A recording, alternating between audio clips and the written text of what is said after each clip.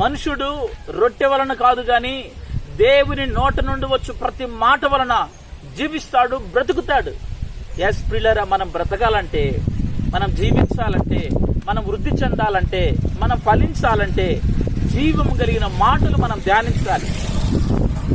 జీవం కలిగిన మాటలు మనం ఎప్పుడైతే ధ్యానిస్తామో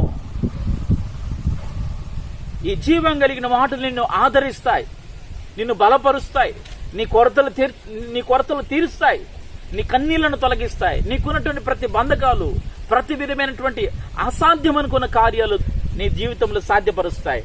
పరిశుద్ధ గ్రంథములో ఉన్నటువంటి దేవుని మాటలు జీవము కలిగినవి.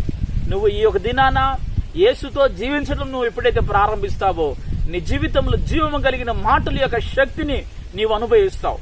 నిజమే, ఈ యొక్క దినాన ప్రభు నీవు ఆ విధంగా సరిచేయబడి దేవుని వాక్యానికి లోబడి జీవించినట్లయితే